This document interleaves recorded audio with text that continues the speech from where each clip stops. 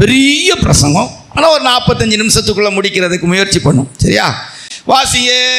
என்ன சொல்லலாம்? யோபுடைய புஸ்தகம் 8ஆம் அதிகாரம் 7வது வசனம், சகரியாவுடைய புஸ்தகம் 4ஆம் அதிகாரம் 10வது வசனம், 1 கொரிந்தியர் 1:28 3 வசனம்.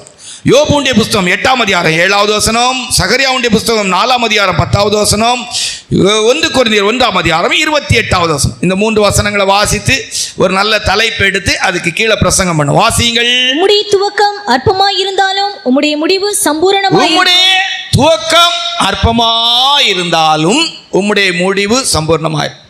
இது பொதுவாக உலக பிராரமாகவும் நம்ம பேசிக்கொள்ளலாம், ஆவிக்குரிய பிராரமாக எடுத்துக்கலாம். இந்த உலகத்தில் நம்முடைய துவக்கம், அதாவது மனிதன் பையூரில் இருந்து பொய்யூருக்கு வந்து பொய்யூரில் இருந்து மெய்யூருக்கு போகிறான். சரியா? தாய் வயிறான பையூரில் இருந்து மாயான இந்த உலகத்தில் வாழ்கிறான். இந்த வாழ்க்கை முடியும் போது அவன் மெய்யூருக்கு போகிறான். பிறந்த ஒவ்வொரு மனுஷனுக்கும் நித்திய வாழ்க்கை இருக்கிறது. ஏசப்பாவோடு வாழ்கிற வாழ்க்கை சந்தோஷமான வாழ்க்கை, ஏசப்பா இல்லாத நரக வாழ்க்கை வேதனையான வாழ்க்கை. ரைட்டா? எல்லாரும் நித்தியமானவங்க. மனுஷனுடைய ஆத்மா என்பது நித்தியமானது. ரைட்டா? அந்த ஆத்மா நித்தியமானதாய் நித்திய ராஜ்யத்தில் பரலோகத்தில் ஏசப்பா இருக்கிற இடத்துல வாழ்ந்தால் சந்தோஷமா வாழும். அந்த ஆத்மா இந்த பூமியில சரீரத்தில் வாழும்போது துன்மார்க்கமா வாழ்ந்தா அந்த ஆத்மா நரகத்தில் ஆண்டவர் சாத்தானுக்காய் ஆயத்தம் பண்ணின இடத்துல வேதனையோடு வாழ். ரைட்டா?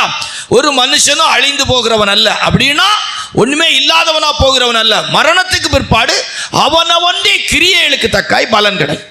உம்முடைய துவக்கம் அற்பமாயிருந்தாலும் முடிவு சம்பூர்ணமாயிருக்கும். இது யோபுடைய சிநேகிதர்கள் சொல்லுகிற ஒரு வார்த்தை. துவக்கம் அற்பமா இருந்தாலும் ஆரம்பம், அந்த யோபுடைய புஸ்தகத்தினுடைய ஆரம்பம் ரொம்ப வேதனையான விதத்தில் தான் யோபுடைய வாழ்க்கையில் ஆரம்பிச்சு. ஆனால் அந்த யோபுடைய புஸ்தகம் முடிக்கும் போது யோபு நெடுநாளாக இருந்து பூரண வயது உள்ளவராய் மரித்தார். யோபுக்கு முன்னிருந்த எல்லாவற்றையும் கர்த்தர் இரட்டந்தனையாய் கொடுத்தார். அல்லேலூயா. வாழ்க்கையினுடைய துவக்கம் அற்பமாக இருந்தாலும் முடிவு சம்பூர்ணமாக இருக்கும். அற்பமான துவக்கமும் அற்பமான ஆரம்பமும் சம்பூர்ண முடிவு. தலைப்பு: அற்பமான ஆரம்பமும் சம்பூர்ணமான முடிவு. சரியா? அற்பமான ஆரம்பம், சம்பூர்ணமான முடிவு. பிரசங்க தலைப்பு பெரிய தலைப்பு. ஒரு பெரிய பிரசங்கம் ஒரு ஷார்ட்டா ஆண்டவருடைய கிருபையினால பேசிக்கொள்ளும். ரைட்டா? அப்ப அற்பமான துவக்கமும் சம்பூர்ணமான முடிவு. அடுத்த வசனத்தை வாசிங்க. அற்பமான ஆரம்பத்தின் நாளை யார் அசட்டை பண்ணலாம்? அற்பமாய் ஆரம்பிக்கப்பட்ட நாளை யார் அசட்டை பண்ணக்கூடும்? செருபாபேலுக்கு முன்பாக பெரிய பர்வதமே நீ ஏமாத்திரம். வாசிங்க. அது அந்த வசனம் அதில் வராது. வாசிங்க. அற்பமாய் ஆரம்பத்தின் நாளை யார் அசட்டை பண்ணலாம்? அற்பமான ஆரம்பத்தின் நாளை யார் அசட்டை பண்ணக்கூடும்? சரியா? ரைட். இப்போ சம்பூர்ணமான முடிவு. இப்போ 1 கொரிந்தியர் 1ஆம் அதிகாரம் 28வது வசனத்தை வாசித்தால், உள்ளவைகளை அவமாக்கும்படி உலகத்தின் இழிவானவைகளையும் அற்பமாய் எண்ணப்பட்டவைகளையும் இல்லாதவைகளையும் தேவன் தெரிந்து கொண்டார். அற்பமானவைகளை கர்த்தர் தெரிந்து கொண்டார். அற்பமான நிலவரத்தில் இருக்கிற ஆட்களை கர்த்தர் தெரிந்தெடுக்கிறார். உலகத்தில் நீங்கள் எடுத்து பார்த்தீங்கன்னா ஒரு சில தொண்டு நிறுவனங்கள், சிலருடைய இரக்க குணங்கள், சிலர் விளம்பரத்துக்காக கூட இந்த உலகத்தில் இருக்கிற பைத்தியமானவங்க, கொஞ்சம் மனநிலைமை பாதிக்கப்பட்டு அழுக்கு ட்ரெஸ்ஸோடு திரிகிறவங்களெல்லாம் தெரிஞ்செடுத்து அவங்கள சுத்தம் பண்ணி வீடியோ போட்டு அதில் ஒரு பிழைப்பு, அதில் ஒரு பிரஸ்தாபம், இப்படியெல்லாம் எதிர்பார்க்குறாங்க. ஆனால் ஆவிக்குரிய பிராரமும் சரி, எழுத்தின்படியும் சரி, தேவனாகிய கர்த்தர் அற்பமானவைகளை உள்ளவைகளை அவமாக்கும்படி உலகத்தின் இழிவானவைகளையும் அற்பமாய் எண்ணப்பட்டவைகளையும் தெரிந்து கொள்ளும். உலகத்தில் தேவனுடைய பார்வையில் தெரிந்தெடுக்கப்படுகிற செலக்டட் பீப்புள் அப்படிங்கிறவங்க ரொம்ப அற்பமானவங்க. இன்னைக்கு அதான் யாரெல்லாம் அற்பமாக ஆரம்பித்தாங்க, அவங்களுடைய முடிவு எப்படி இருந்துச்சு அப்படிங்கிற ஒரு பிரசங்க தலைப்பு. அற்பமான ஆரம்பமும் சம்பூர்ணமான முடிவு. ரைட்டா? இப்போ அதனால தான் சொல்லியிருக்கோம், பணக்காரங்க படித்தவங்க இந்த மார்க்கத்தில் ரொம்ப ஓடி கரை சேர முடியுமானா தெரியாது. அதனால் நீங்கள் பணக்காரங்களாக இருக்கக்கூடாது அப்படியெல்லாம் கிடையாது. அது ஊழியக்காரங்களே அப்படி தான். ரொம்ப வசதிக்குரிய இடத்துக்கு வரும்போது அவங்கெல்லாம் கரை சேருவாங்களான்னு தெரியாது. ரொம்ப முக்கியமான விஷயம் இது. நீங்கள் நினைக்கிறே போல அதுக்காக எப்பவும் அற்பமானவங்களாக தான் இருக்கணும் அப்படின்னு பைபிள் சொல்லலை. நம்முடைய அற்பமான ஆரம்பத்தை சம்பூர்ணமாய் முடிக்கணும். அல்லேலூயா. அப்படி அற்பமான ஆரம்பத்திலிருந்து ஆரம்பிக்கிறவங்களுடைய வாழ்க்கையில் பெருமை, ஒரு மாய்ப்பட்ட ஆணவம், அகம்பாவம் இதெல்லாம் இருக்கவே இருக்காது. ரொம்ப ரொம்ப ரொம்ப நல்லா இருக்கும். அப்படி அற்பமான ஆரம்பத்தில் தான் ஆரம்பிக்கணும். சரியா? ரைட். யாரெல்லாம் அப்படி ஆரம்பித்தாங்க, அவருடைய முடிவு எப்படி இருந்துச்சு அப்படிங்கிறதுக்கு நியாயாதிபதிகளின் புஸ்தகம் 11ஆம் அதிகாரம் 1வது வசனத்தை முதல் குறிப்புக்கு நம்ம எடுத்துக்கொள்ளும். முதல் குறிப்புக்குரிய வேத பகுதி நியாயாதிபதிகளின் புஸ்தகம் 11ஆம் அதிகாரம் 1வது வசனம் வாசிங்க. கீலேயாத்தியனான யெப்தா பலத்த பராக்கிரமசாலியாய் இருந்தான். அவன் பரஸ்திரியின் குமாரன் கிலேயாத் அவனை பெற்றான். அப்போ யெப்தா ஒரு அற்பமான ஆரம்பம். யெப்தா என்று சொன்னால் தேவன் விடுவிக்கிறவர். தேவன் விடுவிக்கிறவர் என்ற பெயரின் அர்த்தமுடைய ஒரு மனுஷன் வேதனையான ஒரு அனுபவத்துக்குள்ளே இருக்கிறான். ரொம்ப ரொம்ப ஆச்சரியமான ஒரு சம்பவம். அம்மா ஒரு பரஸ்திரி அப்படின்னா பைபிளில் பரஸ்திரியை குறித்து அவ்வளோ மோசமாக வர்ணிச்சிருக்கு. ஒரு மோசமான தாய். அதாவது ஒரு பிள்ளை தன்னுடைய வாழ்க்கையில் வளர்ந்து வரும்போது அவங்க அப்பா மோசமானவங்கிறத கண்டுக்கவே மாட்டான். அப்போ அவங்க போயிட்டு போகிறான். ஆனால் அவங்க அம்மா மோசங்கிறத தாங்கிக்கிட மாட்டாங்க. ஒரு மனுஷனுக்கு கோபம் வர்றதுக்கு ஒரு சில விஷயம் இருக்கு. தன்னுடைய தேசப்பற்று உள்ளவனுக்கு தேசத்தை குறை சொல்லும் போது அவனால் தாங்கிக்க முடியாது. மொழி பற்று உள்ளவனுக்கு மொழியை குறை சொல்லும் போது அவனால் தாங்கிக்க முடியாது. தாய் பாசம் உள்ளவனுக்கு தாயை குறை சொன்னா என்ன செய்ய முடியாது? தாங்கிக் கொள்ள முடியாது. மதப்பற்று உள்ளவனுக்கு மதத்தை குறை சொல்லும் போது என்ன செய்ய முடியாது? தாங்கிக் கொள்ள முடியாது. இந்த 4 விஷயம் மனிதர்களுடைய வாழ்க்கையில் மிகப்பெரிய கோபதாபங்களையும் பெரிய கலவரங்களையும் ஏற்படுத்தக்கூடிய சூழ்நிலைகளை நம்ம பார்த்துருக்கோம். ஒரு தாய் பிறப்பை அவனுடைய ஜனனமே எடுத்து பார்த்தா ரொம்ப அற்பமா இருக்கு. பரஸ்திரி பைபிளில் ஒரு சில வசனத்தை உங்களுக்கு லைட்டாக அப்படி சொல்லிட்டு போகிறோம். பரஸ்திரி அப்படின்னா எப்படி அப்படின்னா அவளை குறித்து வேதத்தில் வாசிப்பீங்களான்னா நீதிமொழிகள் 2:17 நீதிமொழிகள் 6:24 வாசித்து பார்த்தா இச்சகமான, அதாவது ஒரு வசீகரமான தவறான வாழ்க்கைக்குரிய வார்த்தைகளை வசனித்து பேசக்கூடியவள். வாசிங்க. இச்சகமான வார்த்தைகளை பேசும் அந்நிய பெண்ணாகிய பரஸ்திரிக்கும் தப்புவிக்கப்படுவாள். அப்படி பேச்சில வசீகரமா பேசிடுவா, பாவத்துக்கு ஏதுவா. சிலரை பார்த்தா அப்படி இருக்கும். அப்படி பேசுறதே சில சகோதரிமார்கள் டபுள் மீனிங். அது சகோதரிமார்கள் தான் கிடையாது, இல்லை ஒன்று சகோதரிமார்கள் தான் சொல்லக்கூடாது. சகோதரர்கள் அந்த டபுள் மீனிங் அப்படியெல்லாம் பேசுவாங்க. அழகாக அப்படி இச்சைக்கு ஏதுவாகவே வசீகரப்படுத்துகிற விதத்தில் பேசுவாங்க. இதெல்லாம் யாருன்னா அவளுடைய கேரக்டர். அந்த 6:24 வாசிக்கும் போது வாசிங்க. அது உன்னை துன்மார்க்க ஸ்திரீக்கும் இச்சகம் பேசும் நாவையுடைய பரஸ்திரிக்கும் நாவு. அவளை குறித்து பார்த்தீங்கன்னா இச்சகமா பேசுற, வசீகரமா பேசுற. யெப்தாவுடைய தாய் யார் அப்படிங்கிறத சொல்றோம். அற்பமாய் ஆரம்பிக்கப்பட்ட நாளை யார் அசட்டை பண்ணக்கூடாது, அப்படி அழகா பேசுவாங்க.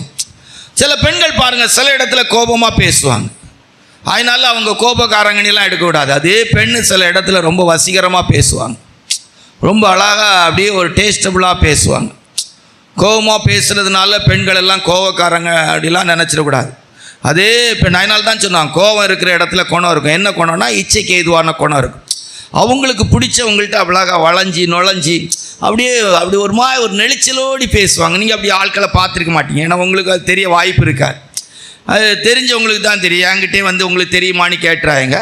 ஆனால் அப்படிப்பட்டவர்களெல்லாம் இருக்கிறார்கள். அவர்களெல்லாம் பார்த்தீங்கன்னா அந்த இச்சகமான வார்த்தையை பேசுகிறவள். அப்படி சொன்ன உடனே நீங்கள் யாரும் என்ன சொல்கிறாங்க அப்படின்னு நீங்கள் அந்த அனுபவத்தில் இருந்தால் கண்டிப்பாக அவங்கள உணர்த்தும். அல்லேலூயா. நீங்கள் அந்த அனுபவத்தில் இல்லைன்னா கண்டிப்பாக அவங்கள அது தொடவே செய்யாது. அல்லேலூயா. ரைட்டா. நீங்கள் அப்படி வசீகரமாக பேசுகிற விதத்தில் ஆண்கள்கிட்டையோ இல்லை ஆண்கள் பெண்கள்கிட்டையோ பேசுகிற அனுபவம் இருந்தால் அது ஒரு பரஸ்திரியின் அனுபவம். என்ற எழுத்தின்படி அந்த தாய் பரஸ்திரி. சரியா. அடுத்த வேதத்தில் வாசித்து பார்த்தா அவளுடைய அந்த பரஸ்திரிங்கிறதுக்கு பார்த்தீங்கன்னா நீதிமொழிகள் 5:3 வாசித்தா. நீதிமொழிகள் 5:3 வாசித்தா. வாசிங்க. 2 விஷயம் சொல்லியிருக்கு. வாசிங்க. பரஸ்திரியின் உதடுகள் தேன்கூடு போல் ஒழுகும். எப்படி இருக்குமா? தேன்கூடு போல ஒழுகும். அதாவது அத கூட்டுல இருந்து ஒழுகுற தெளித்தேன் போல இருக்கும். அப்படி பேசினாலே அப்படி ஒரு மதுரமா இருக்கும். சிலர் பார்த்தீங்கன்னா அந்த மாதிரி அழகாக பேசுவாங்க. அதாவது ரொம்ப வசீகரமாக பேசுவாங்க, இந்த இனிமையாக இருக்கும். அப்படி வார்த்தை அப்படி ரொம்ப அழகாக பேசுவாங்க, ரொம்ப நுட்பமாக பேசுவாங்க. அடுத்தது 5:3 வாஸ்து பார்த்தீங்கன்னா அழகாக சொல்லியிருக்கோம். வாசிங்க. அவள் வாய் எண்ணெயிலும் மிருதுவாய் இருக்கும். எண்ணெயிலும் மிருதுவாக இருக்கும், அவ்வளோ சாஃப்டாக இருக்கும். அதனால இதெல்லாம் சாஃப்டாக பேசுகிறவங்க அப்படி இல்லை. இவள் ஒரு வஞ்சகமான ஒரு அனுபவத்தில் உள்ள, அதுக்கு சொல்கிறேன். இல்லையா? சாப்பிட்டா பேசுகிறவங்க எல்லாரும் பரஸ்திரின்னு நீங்கள் நினச்சிடக்கூடாது, சரியா? இனிமையாய் பேசுகிற எல்லாரும் அப்படின்னு இல்லை. இந்த பரஸ்திரி அப்படிங்கிறவளுடைய தன்மைகள் எப்படி இருக்கும் அப்படின்னா அந்த அதுக்கு சொல்கிறேன். அல்லேலூயா. ரொம்ப கவனமாக இருக்கணும். சிலர் பார்த்தீங்கன்னா அழகாக சில இடத்துல ரொம்ப இனிமையாக பேசுவாங்க, பெத்த குழந்தைகிட்ட எரிச்சலாக பேசுவாங்க, எரிச்சலோடி தான் இருப்பாங்க. ஆனால் சில இடத்துல போனால் எப்படி நல்லா இருக்கிறீங்களா அப்படி அந்த ஒழுகிறது போல் இருக்கும், அந்த தேன் கூடு ஒழுகிறது போல் இருக்கும். ஆனால் பெத்த பிள்ளைகிட்ட கூட எரிச்சலாக இருக்கும், அப்படின்னு சொல்லி தப்பு நினைப்பாங்க. அவ்வளோ கோபம் எரிச்சலுமா இருப்பாங்க. ஆனால் யார்கிட்டே போனால் எப்படி சார் செய்யலாமா சார், போகலாமா சார், வரலாமா சார், என்ன சார் செய்யறதுக்கு, எப்போ வர்றதுக்கு சார் அப்படிம்பாங்க. அது ஒழுகும். அப்படி இந்த பழைய காலத்தில் அந்த கோலை வழியை மாதிரி வழியும் பார்த்துருக்கீங்களா நீங்கள்? அப்படி அதே நேரத்தில் ஒரு பெத்த பிள்ளை தாய்கிட்ட கூட பார்த்தீங்கன்னா போதும் அப்படி நிற்பாங்க. என்ன நீங்கள் சொல்கிறீங்க, என்ன செய்றீங்க அவங்களுவாங்க. இதெல்லாம் என்னென்னா இந்த ஆவி உங்ககிட்ட இருக்கிற ஒரு ஒரிஜினலான ஒரு ஆவி ஒன்று இருக்குது. என்ன ஆவி? பரஸ்திரின்னு ஆவி. அப்படி ஒழுகும் நல்ல கோழை வடியமாய் வடியும். தேன், நான் பழைய காலத்தில் இந்த கோலை வடியும் போது சொல்லுவாங்க தேன் வடி இதும்பாங்க, ரைட்டா? அது அந்த தேன் போல ஒழுகும். அடுத்தது என்ன சொல்லியிருக்கு வேதத்தில் வாசிக்கும் போது? வேதம் நமக்கு சொல்லிக் கொடுக்கிறது நீதிமொழிகள் 23:27, நீதிமொழியில் 22:14 வாசிக்கும் போது அது ஆழமான படுகொலி, இடுக்கமான கிணறு. வாசிங்க. நீதிமொழிகள் 23:27, 22:14 ஆழமான படுகுழி, பரஸ்திரி இடுக்கமான கிணறு. நீ உள்ளதான் போக முடியும், வெளியே வர முடியாது. உள்ளதான் போக முடியும், என்ன செய்ய முடியாது?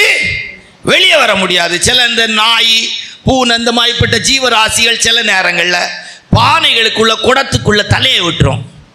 உடம் வெளியே வர முடியாது, என்ன செய்ய முடியாது? வெளியே வர முடியாது. இடுக்கமான கிணறு. இப்போ நம்ம இப்போ உலகத்தில் உள்ளவங்க எல்லாம் டிக்கெட் போடும்போது நல்லா பார்த்து தான் போடுறாங்க. லவ் பண்ணும்போது கவனமாக லவ் பண்ணுறாங்க. மாவரைக்கிற மாதிரி நமக்கு ஏற்றவனா கிடைப்பானா, இவன் என்ன சொன்னாலும் கீழ்ப்படிவாப்பா டெஸ்ட் பண்ணி தான் கல்யாணம் பண்ணுறாங்க.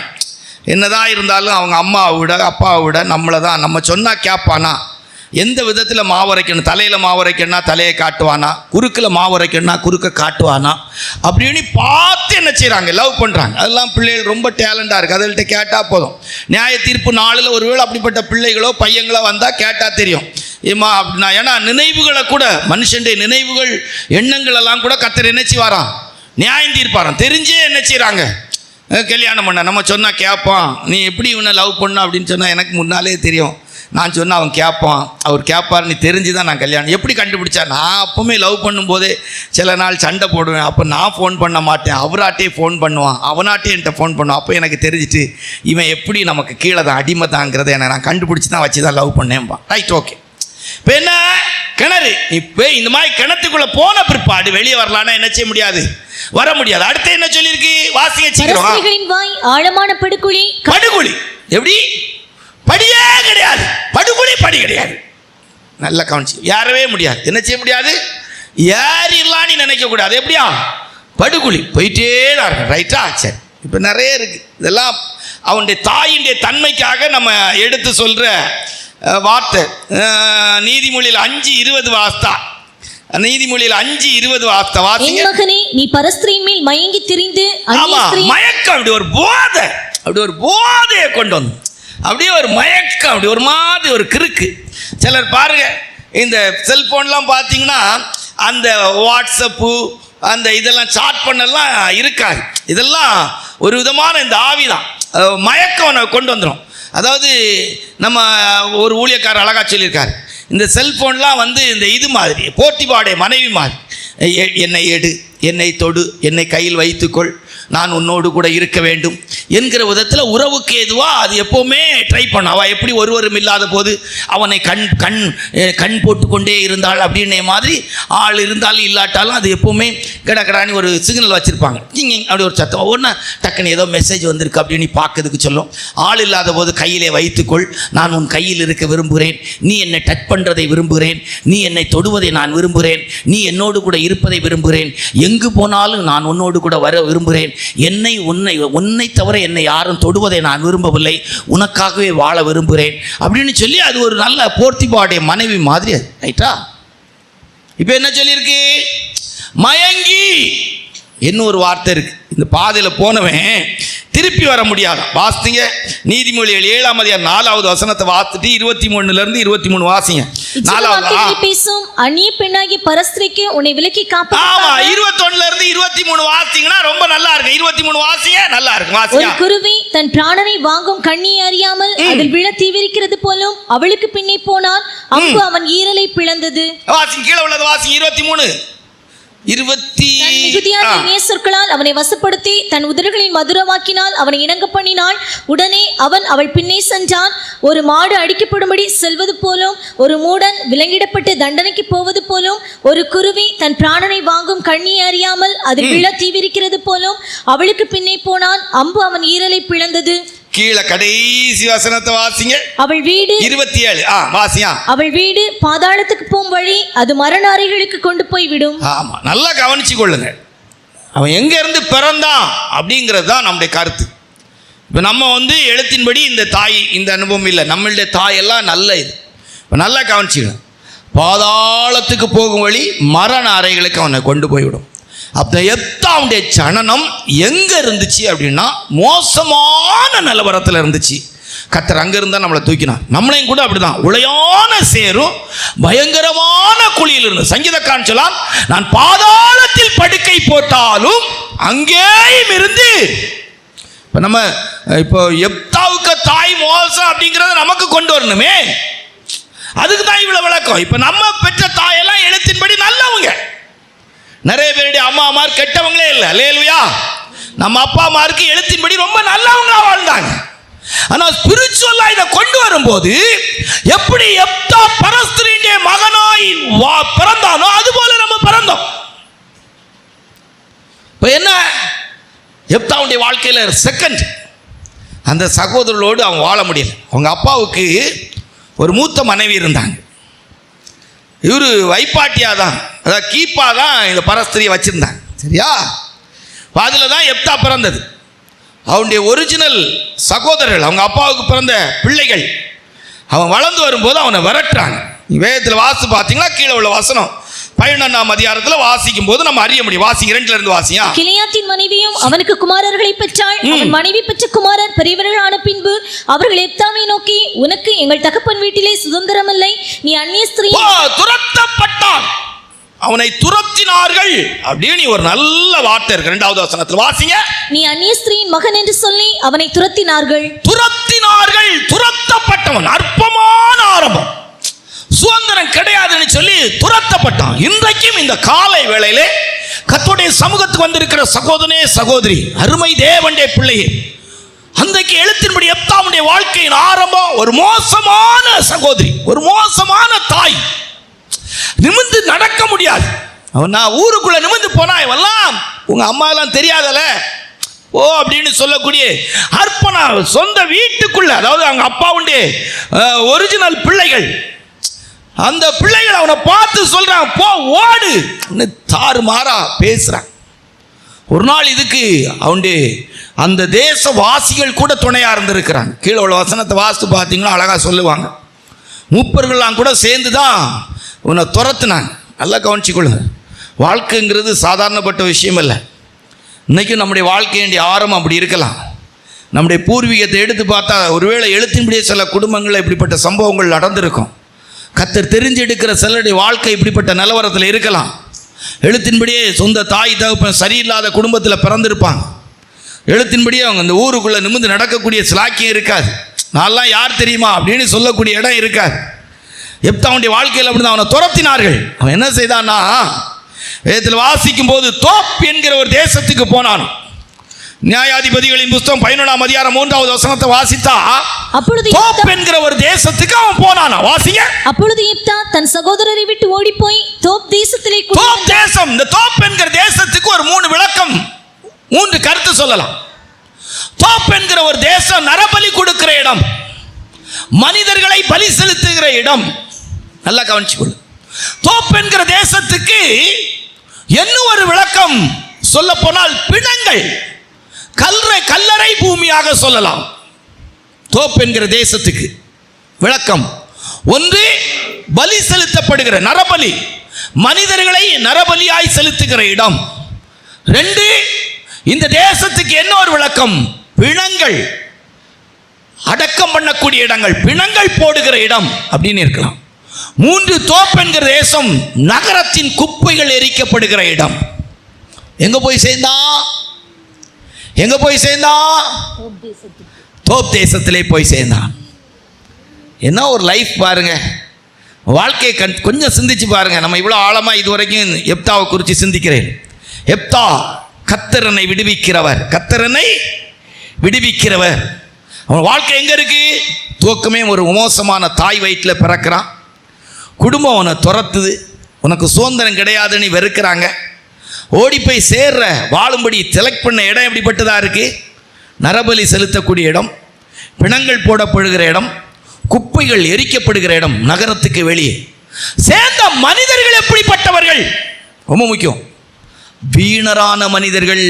அழகா சொல்லியிருக்கும், வீணரான மனுஷர்கள் எப்தாவோடு கூடிக்கொண்டு அவனோடு யுத்தத்துக்கு போனாங்க. இவன் என்றார் ராஜாவா யுத்தத்துக்கு போனாங்கன்னு எழுதியிருக்கிறதுக்கு சேர்ந்தவெல்லாம் நம்ம ஊர் பாஷையில் சொன்னா தண்ணி அடிக்கிறவன், கஞ்சா அடிக்கிறவன், தம் அடிக்கிறவன், போதைக்கு கீழ்பட்டவன், மோசமானவன், அதாவது ஆகாதவன்லாம் அவன் கூட வந்து சேர்ந்தான். வீணரான மனிதர்கள் யாரா?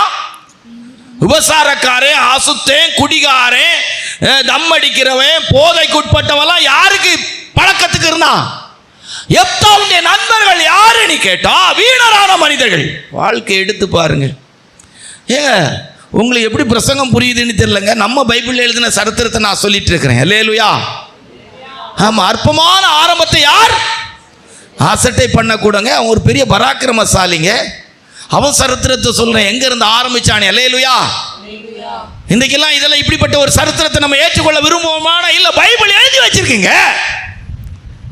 இப்ப என்ன நடந்துச்சு? யுத்தத்துக்கு போவார்கள். அவங்க என்ன ராஜாவா? இவன் சண்டை போடுற கூட்டம், ரவுடிசம் மாதிரி. எப்படி ரவுடிசம் மாதிரி? இவங்க என்ன யுத்த வீரர்கள், வீணரானவர்கள், ரவுடிசம் செய்கிறவங்க. ஆனால் வேதம் சொல்லுகிறது, இந்த எப்தாவை தேடி ஒரு கூட்டம் ஜனங்கள் வந்தார்கள்.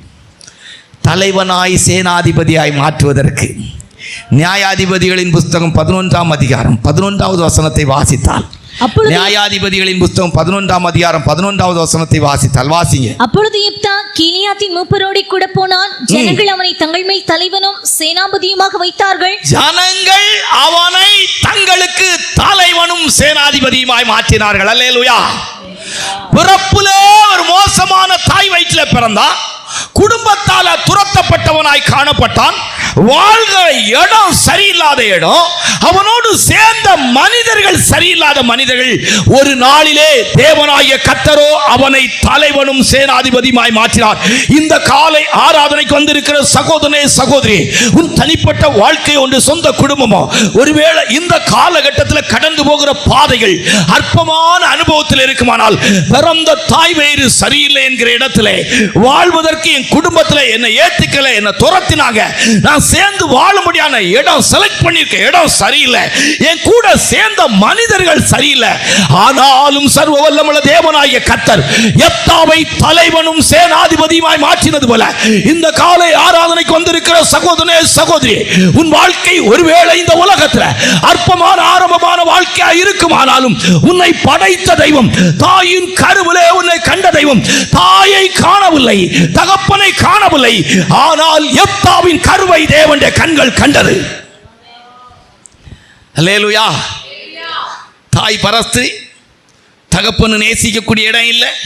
அந்த தகப்பனுடைய பிள்ளைகளாய் பிறந்த சகோதரர்களும் நேசிக்க வாய்ப்பில்லை. தேசத்து ஜனங்கள், குடிகள் நேசிக்க விரும்ப இல்லை. ஆனால் எப்தாவின் கருவை கண்கள் கண்டது. எப்தாவின் கருவை கண்கள் கண்டது. நடந்தது என்ன தெரியுமா? அப்படி இந்த எப்தாவுட்ட இருந்த மேன்மையான அனுபவம் என்ன தெரியுமாங்க? நல்லா வேதம் பேசுவோம் பாருங்க. அவன் சொல்லுவான் பாருங்க, மிஸ்பாவிலே தேவனுடைய சன்னிதானத்திலே அவன் தன் காரியத்தை சொன்னான். வாசிங்க. எப்தா தன் காரியங்களை எல்லாம் மிஸ்பாவிலே கர்த்தருடைய சந்நிதியிலே சொன்னான். மிஸ்பாவிலே தேவனுடைய சன்னிதானத்திலே தன் காரியத்தை சொன்னான். மிஸ்பா என்றால் காவல் கோபுரம்.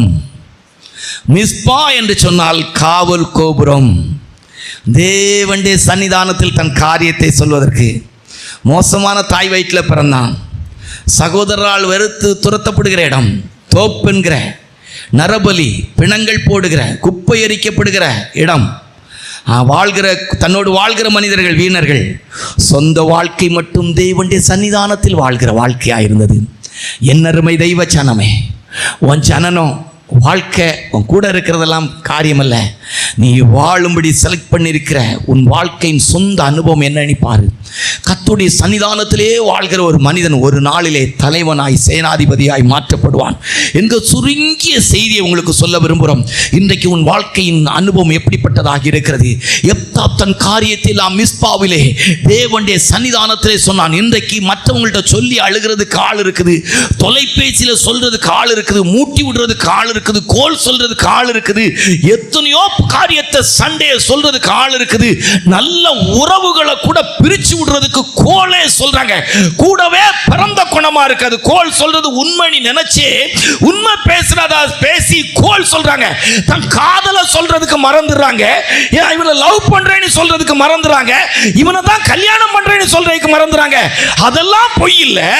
ஆனா எந்த சூழ்நிலையில எதை சொன்னா எப்படி பிரச்சனை வரும்னு தெரிஞ்சு கோல் மூட்டக்கூடிய ஒரு கூட்டம் இருக்கிற காலத்திலே இந்த எப்தா என்கிற ஒரு மனிதன் தேவனுடைய சன்னிதானத்திலே சொன்னான். கர்த்தருடைய சன்னிதானத்திலே காரியத்தை சொன்னான். அவனுடைய லைஃப் எப்படி பார்த்தீங்களா மாறிச்சு? இன்றைக்கு தேவனுடைய சன்னிதானத்தில் வாழ்கிற ஜனங்கள் குறைவு. தலைவனும் சேனாதிபதி மாற்றிட்டாங்க, ஜனங்கள் ஏற்றுக்கொண்டாங்கன்னு கொடி எடுத்துட்டு சுற்றிட்டு தெரியலைங்க, கொடி கம்பம் நாட்டிட்டு தெரியலைங்க.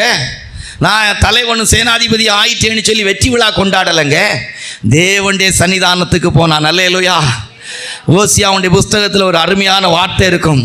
தங்களுக்கு நான் வனாந்தரத்திலே அவர்களை கண்டுபிடித்தேன், தங்களுக்கு இருந்த மேய்ச்சலினால் அவர்கள் திருப்தியான பின்பாடு அவர்கள் என்னை மறந்தார்கள் என்று சொல்லக்கூடிய இடத்திலே ஓசியாவுடைய புஸ்தகத்தில் ஆண்டவராகிய தேவன் அருமையான ஒரு வசனத்தை எழுதி வச்சிருப்பார்.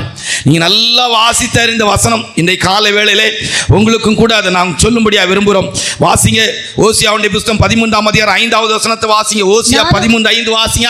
நான் உன்னை மகா வறட்சியான தேசமாகிய எங்க கர்த்தர் உன்னை கண்டெடுத்தாரா? மகா வறட்சியான தேசமாகிய வனாந்தரத்திலே உன்னை அறிந்து கொண்டேன். கஞ்சிக்கு வழி இல்லை, வாழ்வதற்கு வழி இல்லை, சொந்த குடும்பம் நேசிப்பதற்கு ஆள் இல்லைங்க, யாருடைய உதவியும் இல்லாத காலம். தனி மரமாய், தனிமரம் தோப்பாகுமோ என்கிற இடத்துல, வாழ்வா சாவா என்கிற இடத்துல இருந்த காலகட்டம். ஒரு 500 ரூபாய்க்கு துணி எடுக்கிறதுக்கு வழி இருந்திருக்காது, ஒரு நல்ல சாப்பாடு சாப்பிட்றதுக்கு வழி இருந்திருக்காது.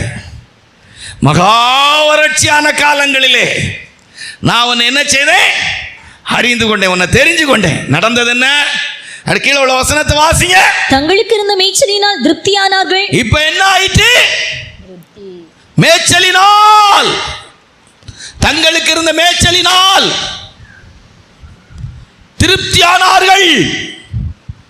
தங்களுக்கு இருந்த மேய்ச்சலினால் திருப்தியானார்கள். நல்ல ஆண்டவர் அவங்களை மேய்க்க ஆரம்பிச்சார், போஷிக்க ஆரம்பிச்சார், காப்பாற்ற ஆரம்பித்தார், தேவைகளை சந்திக்க ஆரம்பித்தார். உன்னோடுக்கு வசதியை ஏற்படுத்தினார், நல்ல வஸ்திரம் கொடுத்தார், நல்ல செருப்பு கொடுத்தார். ஒரு செருப்புக்கு 2 செருப்பு, ட்ரெஸ்ஸுக்கு குறவே இல்லை. சிலர் சொல்லுவாங்க, நான் உழைச்சி தானே வாங்கினேன், அதுக்கு போய் நீ இவ்வளவு பிரசங்கம் பண்ணுறேன். உண்மைதான், உண்மைதான். அதை இல்லைன்னு யார் சொல்லுவா? ஆண்டவரே சொல்லுவார், நீ உழைச்சி தான் சம்பாதிச்சான்னு சொல்லுவார். அதை இல்லைன்னு சொல்ல முடியுமா? என்ன கஷ்டப்பட்டு நீங்கள் காலையிலேருந்து சாயங்காலம் வரைக்கும் உழைச்சி தான் அந்த பணத்தை வச்சு தான் வாங்கியிருப்பீங்க. உண்மைதான். அப்படிப்பட்டவங்களுக்கு இந்த பிரசங்கம் ஒர்க் அவுட் ஆகாது. இல்லையா? நீ உன் சாமர்த்தியத்தில் சம்பாதிச்ச போது, நீ உன் பலத்தில் சம்பாதிச்ச போது உன்னுடைய வாழ்க்கையில் அதை எப்படி சொல்ல முடியும்? ஆவிக்குரிய தெய்வ பிள்ளைகளுடைய லைஃப்பில். அப்போ நம்முடைய லைஃப்பில் இப்போ என்னாச்சு? தங்களுக்கு இருந்த மேய்ச்சலினால் திருப்தியானார்கள். திருப்தியான பின்பு எப்படி? மேய்ச்சல் வர வர திருப்தியாய் கொழுக்க ஆரம்பித்தோன்னா குடும்பம்லாம் வர ஆரம்பிக்கும். நீங்கள் அப்படி விசுவாசிகளை பார்த்துருக்கீங்களான்னு தெரியல. இவங்களும் போவாங்க, அவங்களும் வருவாங்க. கொழுப்பு ஏறிட்டுனா நம்ம கண்டுபிடிச்சிடலாம். விசுவாசி தெய்வ சன்னிதானத்தில் இருக்கிறது குறையும். அப்போ நம்ம கனெக்ட் பண்ணிடணும், அந்த விசுவாசி கொழுப்பு ஏறி இருக்கு, அந்த விசுவாசியுடைய குடும்பத்தாருக்கும் கொஞ்சம் கொழுப்பு ஏறி இருக்கு. தங்களுக்கு இருந்த மேய்ச்சலினால் திருப்தியாகி, தங்களுக்கு இருந்த மேய்ச்சலினால் திருப்தியாகி ஓரளவு சாப்பாட்டுக்கு வழி வந்துடும். நினச்சா ஒரு 1000 ரூபாய்க்கு அன்னைக்கு சமையல் பண்ணிடுவாங்க. அன்னைக்கு ஒரு எங்கே வேணாலும் ஹோட்டலுக்கு போயிடுவாங்க, ஒரு விருந்து வச்சுருவாங்க. அவங்க ஐஸ்கிரீம் பாருக்கு போயிடுவாங்க, இந்த ஹோட்டலுக்கு வேணாலும் போயிடுவாங்க. 1000 ரூபா 2000 ரூபா செலவழிக்கிறது அவங்களுக்கு என்ன செய்யாது, கஷ்டமாக இருக்காது. 5000 ரூபாய்க்கு துணி எடுக்கிறது கஷ்டமாக இருக்காது. இப்படிப்பட்ட நிலவரத்தில் வந்துடுவாங்க. ஒரு விருந்து வீட்டுக்கு போகணுன்னு 5000 ரூபா செலவழிக்கிறது, ஒரு 10000 ரூபா செலவழிக்கிறது, 20000 ரூபா செலவழிக்கிறது அவங்களுக்கு என்ன செய்யாது, கஷ்டமாக இருக்காது. ஏன்னா அவங்க இப்போ மேய்ச்சலினால அப்படி ஜம்முனி கொழுப்பு எடுத்து அப்படி கம்முனி ஏறி வருது, கொம்பு ஏறி வருது, கொழுப்பு ஏறி வருது. உதைக்கண்ணா உதைக்கலாம், இடிக்கண்ணா இடிக்கலாம், கடிக்கண்ணா கடிக்கலாம், எதுக்கண்ணா எதுக்கலாம், அடிக்கண்ணா அடிக்கலாம், ஆள் சேர்க்கண்ணா ஆளை கூட சேர்த்துடலாம். அப்படி ஜம்முனி ஏறி வருது. வரும்போதே அது தெரியும், அந்த எடுப்பு தெரியும். விசுவாசிகள் ஊழியக்காரங்க கொஞ்சம் கொழுத்து இருக்கிறாங்கன்னா தெரியும், அந்த பார்வை என்ன பார்த்தாலே தெரியும். பிரதர் பார்க்குறதுலே தெரியும் கொஞ்சம் கொழுப்பு எடுத்து தான் இருக்குது அப்படின்னு கண்டுபிடிச்சிடலாம். இப்போ என்ன சொல்லுது, என்ன நடந்துச்சு வாசிங்க.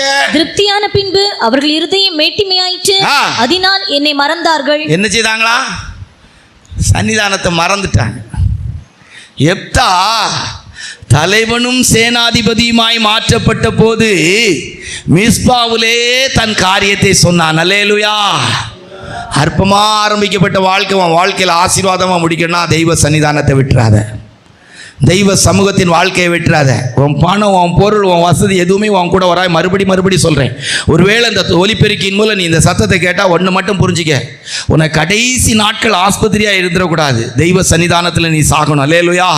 உன் வாழ்க்கையில் நீ பணமும் பொருளும் சொத்தும் சுகமும் தான் இருந்தால் கடைசியில் உன்னை குடும்பத்தார் கூட பார்க்க முடியாத விதத்தில் ஐசியூ நீ வச்சிருக்க. அந்த இடத்துக்கு பேரே நீ அனாதையாய் சாகிற இடம். ஐசியூ அப்படிங்கிற இடத்துக்கு என்னை பொறுத்தவரை விளக்கம், நீ அனாதையாய் சாகிற இடம், நீ அனாதையாய் நரகத்துக்கு போகிற இடம். அந்த இடத்துக்கு போயிடாது, சன்னிதானத்தில் வாழு. அல்லேலூயா. சன்னிதானத்தில் வாழு. எப்தா தேவனுடைய சன்னிதானத்தில் வாழ்ந்தான். எனக்கு இப்போ பயமாக இருக்குது, நம்ம சபையில் இருக்க ஒரு சிலர் தெய்வீக சுகத்தில் நிற்கிறவங்க கூட இன்னும் கொஞ்சம் நாளையில் ஆஸ்பத்திரிக்கு போகிற நிலவரம் வரும். இது ஒரு தீர்க்க தரிசனமான வார்த்தையாக இருக்கலாம், உடனே நிறைவேறுங்காயங்க. நான் சமீபத்தில் ஒரு ஊழியக்காரருக்கு சொல்லும்போது சொன்னேன், நான் சொன்ன வார்த்தைகள் சிலதெல்லாம் நான் சொன்னேன் இல்லை, தேவனுடைய வார்த்தையாக சொன்ன வார்த்தைகள்லாம் உடனே நிறைவேறல, 10 வருஷம் ஆயிருக்குன்னு சொல்லியிருக்கிறேன். அப்போ அந்த ஊழியக்காரர் கேட்டாது, எனக்கும் நீங்கள் சொன்னது நிறைவேறி இருக்கான்னு. நான் சும்மா அமைதியாகிட்டே இருந்தேன். அல்லேலூயா. அமைதியாகிட்டே இருந்தேன். சிலருக்கு சொல்லும்போது சொல்கிற காலங்கள் அது இருக்காது, அந்த காலத்துக்குரிய சிண்டம்ஸே இருக்காது. அந்த காலம் அவங்களுக்கு தென்றல் வீசி கொண்டிருக்கும். மாலுமியுடைய வார்த்தை, கப்பல் தலைவனுடைய வார்த்தை அவர்களுக்கு அருமையாய் தெரிந்தது. அப்போஸ்தலனாகிய பவுலை விட கப்பல் மாலுமியுடைய வார்த்தையும் கப்பல் தலைவனுடைய வார்த்தையும் அவனுக்கு நன்மையாய் தோன்றினது.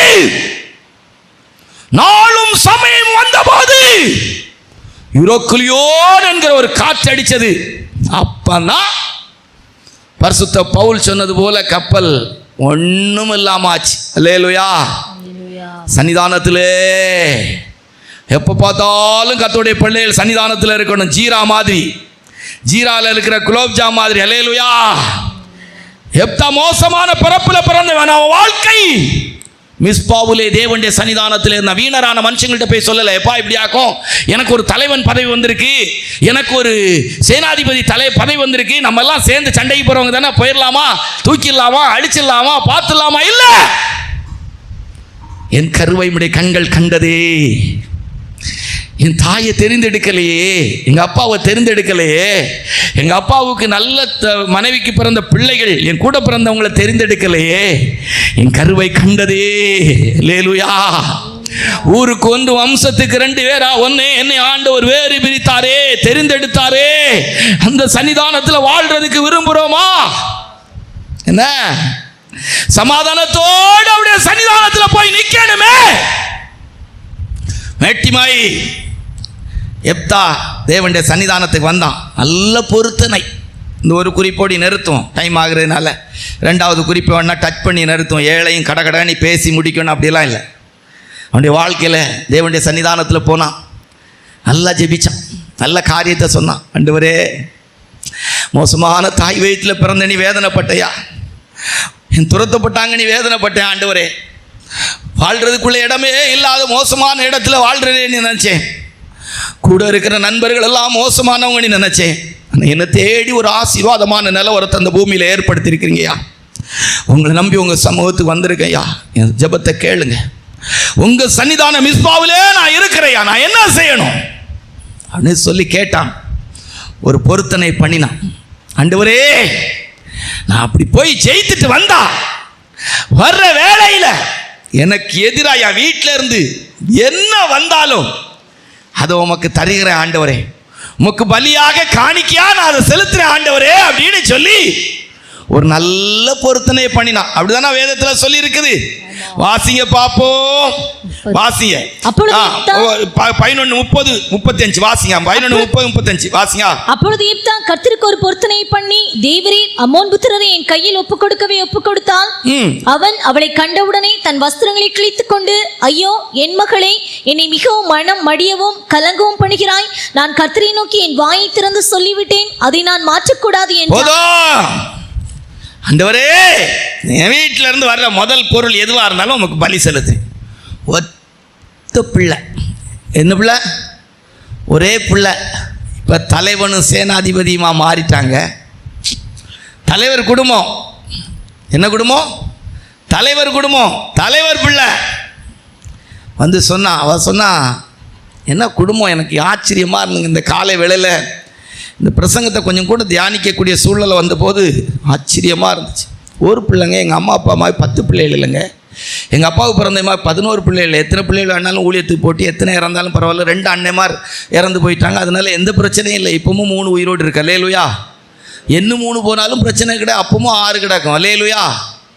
இங்கே ஒரு காலம் தலைமுறை வரைக்கும் ஆள் இருக்குங்க. ஒரே பிள்ளைங்க, ஜென்ரேஷனே இல்லை. இப்போ பேர பிள்ளைகளுக்கு எண்ணிக்கை எடுத்து பார்த்தா எண்ணிக்கையே இல்லை. இனி இப்போ கொஞ்சம் நாள் ஆயிட்டுனா இந்த ஜென்ரேஷனை ஜலப்பிரளயமோ இல்லைன்னா பூமி அழிவு மட்டும்தான் அழிக்க முடியும். அப்படி இருக்கு.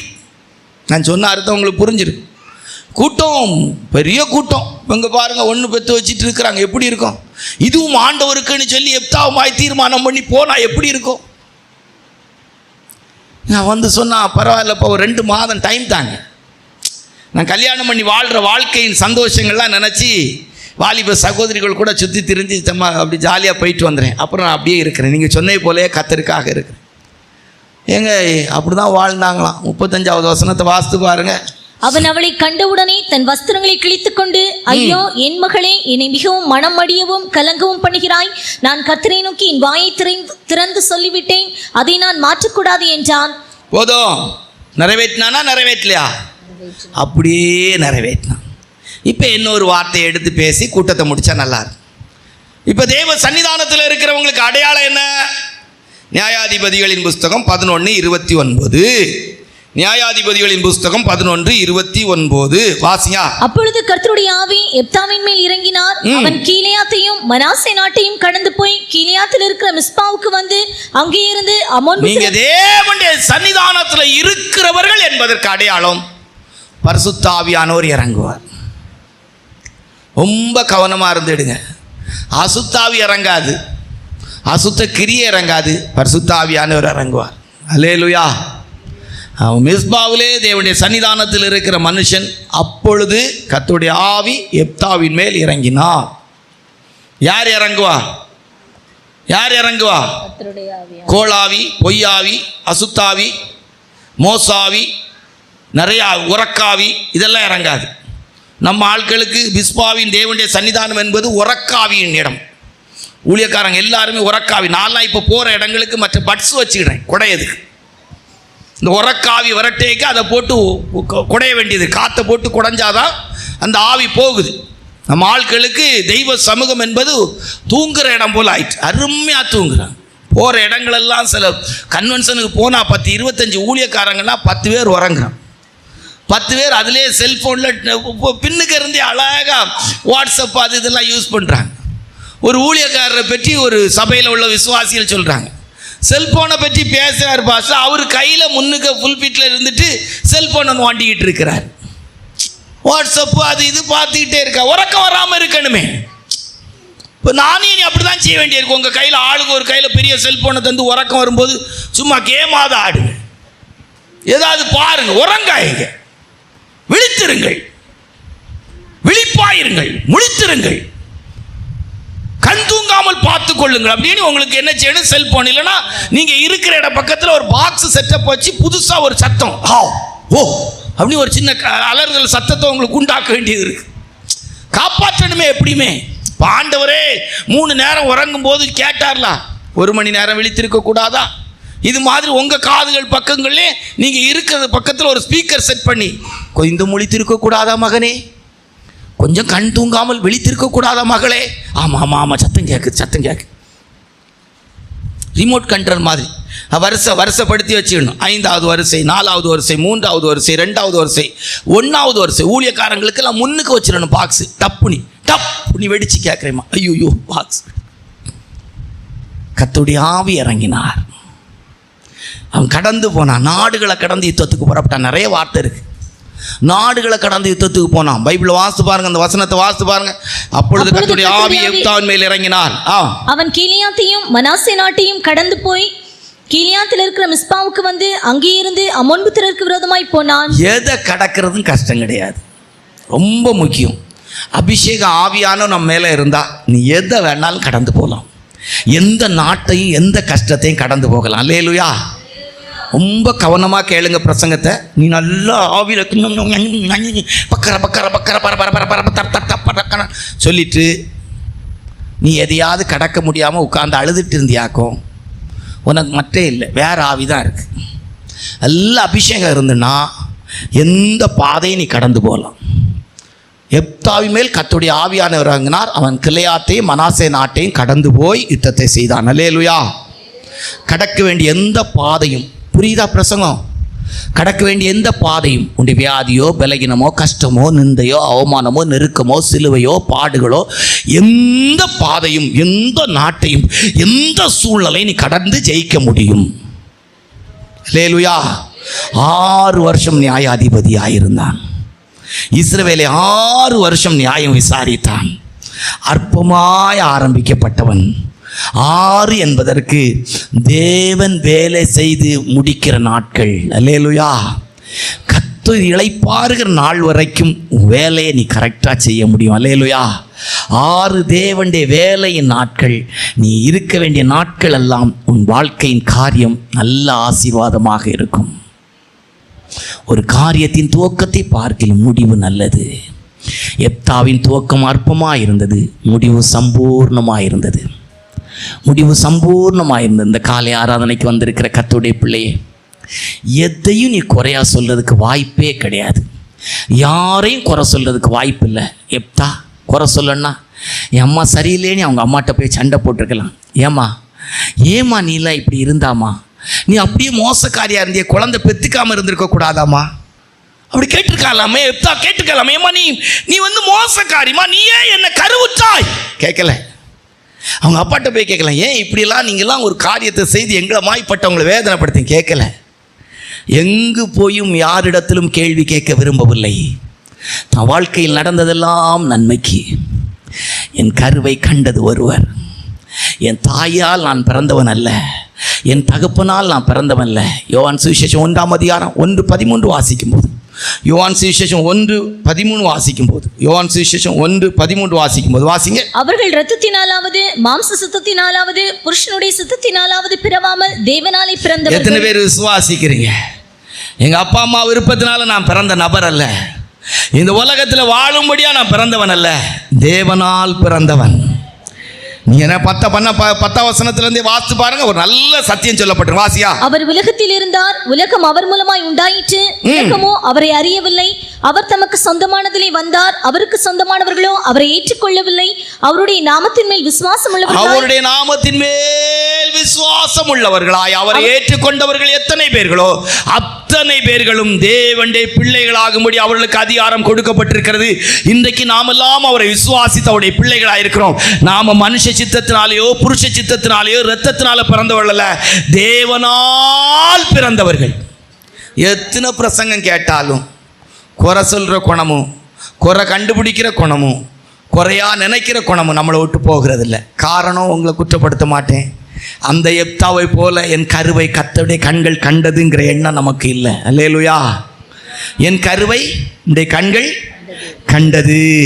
தேவனுடைய சன்னிதானத்தில் வாழ்கிற ஒரு மனிதன் அபிஷேகத்தினால நிரப்பப்படுவான். கேட்கணும்னு இல்லை, கர்த்தர் அவருடைய ஆவினால் அவனை நிரப்பினார். கர்த்தருடைய ஆவி அவன் மேல் இறங்கினார். அவன் நாட்டை கடந்து போய் பெரிய வெற்றியை சுதந்தரித்தான். ஒரு தலைவனாய் சேனாதிபதியாய் மாறினான். இஸ்ரவேலின் நியாயாதிபதிகளின் புஸ்தகத்திலே 11ஆம் அதிகாரத்திலே எப்தா ஒரு நியாயாதிபதியாய் காணப்பட்டான். எப்தா என்று சொன்னால் கர்த்தர் விடுவிக்கிறவர். எத்தனை பேர் விசுவாசிக்கிறீங்க? தேவன் என்னை விடுவிக்கிறவர். தாயின் கருவிலே என்னை விடுவித்தவர். என் வாழ்க்கையில் கடந்து போன சோதனையில் என்னை விடுவித்தவர். இப்போ நான் கடந்து போயிட்டு இருக்க சோதனையில் கர்த்தர் என்னை விடுவிக்கிறார். என் குடும்பத்தை விடுவிக்கிறார். எப்தா என்று சொன்னால் கர்த்தர் விடுவிக்கிறார். கண்களை மூடுவோமா, முழங்கால்களை முடக்குவோமா? எத்தனை பேர் இந்த காலை ஆராதனை நேரத்தில் நீங்க கேட்ட எல்லா வார்த்தையும் நினைவுபடுத்துங்கன்னு நான் சொல்ல வரல. ஒரே ஒரு வார்த்தையும் வாழ்க்கையில் நினைவுபடுத்து. அற்பமான ஆரம்பம் சம்பூர்ணமாய் முடிக்கும்.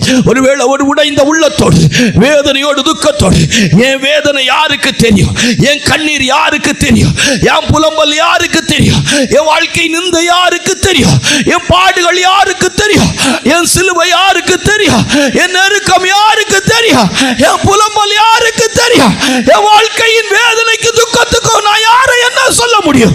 ஒருவேளை இந்த காலை நேரத்தில் உன் வாழ்க்கை அப்படிப்பட்ட அற்பமான நிலவரத்தில் இருக்குமானா, யார் என்ன மதிக்க, யார் எனக்கு மதியார தாரா, என்ன மேன்மையா நினைக்கிறதுக்கு யார் ஒருத்தரும் இல்லை. சர்வ வல்லமுள்ள தேவனாகிய கர்த்தர் உன்னை பார்த்து சொன்னார், உன் கருவை என் கண்கள் கண்டது, உன் கருவை என் கண்கள் கண்டது, உன் கருவை என் கண்கள் கண்டது, உன் கருவை என் கண்கள் கண்டது. பிறப்புல நீ பிறந்த தாயை நான் பார்க்கல, தகப்பனை பார்க்கல, ஆனா உன் தாய் வயிற்றிலே உன் கருவை என் கண்கள் கண்டது, உன் கருவை எங்கள் கண்டது. எப்தா, உன் கருவை எங்கள் கண்டது. நீ தலைவனும் சேனாதிபதியுமாய் இருக்க வேண்டியவன், தலைவனும் சேனாதிபதியுமாய் இருக்க வேண்டிய. வார்ப்பமான ஆரம்பத்தை குறிச்சி வேதனைப்படாத, வார்ப்பமான ஆரம்பத்தை குறித்து கவலைப்படாத. சர்வ வல்லமுள்ள தேவனாகிய கர்த்தர் நானே உன்னை படைத்தவர், நானே உன்னை படைத்தவர், நானே சர்வ சிருஷ்டிகர். எந்த நாட்டையும் எந்த இடத்தை நீ கடக்க முடியும். நீ கடந்து போற பாதை பள்ளத்தாக்காக இருக்கட்டும், நீ கடந்து போற பாதை மலைகளாய் இருக்கட்டும், நீ கடந்து போற காடுகளாய் இருக்கட்டும், நீ கடந்து போற பாதை முட்கள் உள்ள இடமாய் இருக்கட்டும், இந்த காலை வேளையிலே உன்னை படைத்த தேவன் உன்னை பார்த்து சொன்னார், நான் உன் மேல நாவி வைப்பேன், நான் உன் மேல நாவி வைப்பேன். செருபாபேலுக்கு முன்பாக பெரிய பர்வதமே நீ ஏமாத்திரம், அவன் கிருபை உண்டாவதாக என்ற கல்லை கொண்டு வருவார். ஓ ஷக்கா துனாயி நம்மனா, பலத்தினாலும் அல்ல, பராக்கிரமத்தினாலும் அல்ல, என் ஆவியினால் ஆகும், என் ஆவியினால் ஆகும். எப்தாவே, என் ஆவியினால் ஆகும். நீ தலைவனும் சேனாதிபதியுமாய் இருக்கும்படி அழைக்கப்பட்டவன். ஷக்கரா ரிமானா. ஓ ரிபா, எத்தனை பேர் விசுவாசிக்கிறீங்க? எத்தனை பேர் விசுவாசிக்கிறீங்க? நான் பிறப்புல எப்படி பிறந்திருந்தாலும் பரவாயில்ல, எந்த உளையான சேற்றில் இருந்திருந்தாலும் பரவாயில்ல, பூமியின் கடையாந்திரத்தில் இருந்தாலும் பரவாயில்ல, எப்படிப்பட்ட நிந்தனை இருந்தாலும் பரவாயில்ல, எந்த தோப்பென்க தேசத்தில் வாழ்ந்தாலும் பரவாயில்ல, எத்தனை வீரர்கள் என் கூட இருந்தாலும் பரவாயில்ல, என்னை படைத்தவரோ, என்னை படைத்தவரோ அவருடைய சன்னிதானத்தில் வாழும்படி என்னை தெரிந்தெடுத்திருக்கிறார். மிஸ்பாவிலே, காவல் கோபுரத்திலே, தெய்வ சமூகத்திலே வாழ்கிறவன் நான், தெய்வ சமூகத்திலே வாழ்கிறவன் நான். எனக்கு நீ ஒரு அபிஷேகம் இருக்கிறது, எனக்கு நீ ஒரு அபிஷேகம் இருக்கிறது, எனக்கு நீ ஒரு அபிஷேகம் இருக்கிறது. நம்முடைய ஆண்டவராய் இயேசு வரும்போது இந்த வார்த்தையும் அவரை சந்திக்க நம்மை தகுதிப்படுத்துவதாக. ஆமென்.